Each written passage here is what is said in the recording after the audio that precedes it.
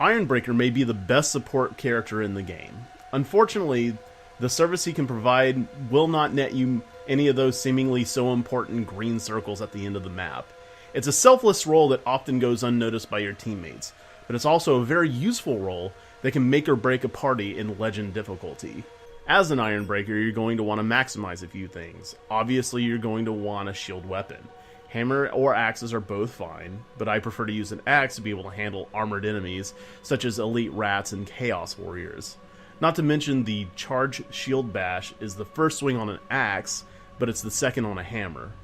Also, you're going to want a flamethrower, as they are amazing at clearing hordes. This means you have no real range attacks, but your team always has multiple people who are, so your focus is going to be more on crowd control.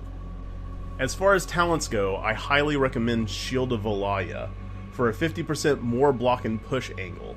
It's also recommended to roll even more block and push angle on your weapons properties as well as your necklace. You can damn near get a full 360 degree block and push angle this way, and it's amazing. Because we're using a flamethrower, Iron Drake is also highly recommended. Along with Thermal Equalizer as a trait on your weapon, you can last entire hordes without ever overheating. Once again, it's all about that crowd control. For your next talent, I highly recommend Tunnel Fighter. Too many times has a random enemy from behind catch a glancing blow from out of nowhere. Also, friendly fire in Legend can also be a problem. Getting Gormal's armor up as soon as possible is vital for maintaining your health. Since bosses are so few and this isn't a crit build, we're going to go with Grudgeborn for the temp health on kills. A single wave of a horde with a flamethrower can top off your entire bar from incredibly low.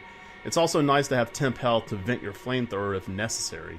But with Iron Drake and Thermal Equalizer, it's not really going to be necessary often.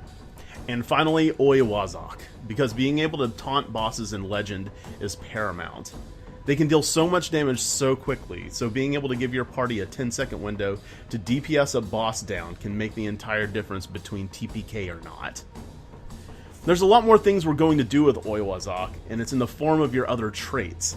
On your weapon, you're going to want Off Balance. This gives your entire party a 50% increased damage buff to the boss as he's wailing on your shield that has infinite stamina.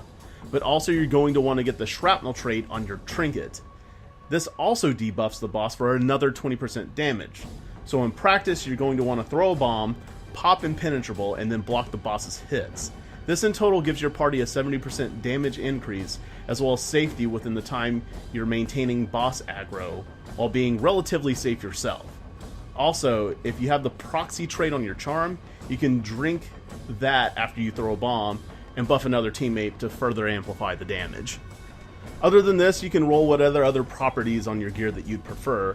I mostly try to roll damage increases to enemy types, so long as you have a block push angle on your weapon and your necklace. I'd also recommend get curse resistance on your trinket, as the Grimoire penalty can be pretty rough. With that, your Uber Tank Bardin should be good to go. It's a really fun role to play and feels good to be the supporting pillar in the team. Just don't expect to get much credit for it, as once again, you won't be getting many of those green circles at the end, which some people find incredibly important for some reason. Either way, good luck and have fun.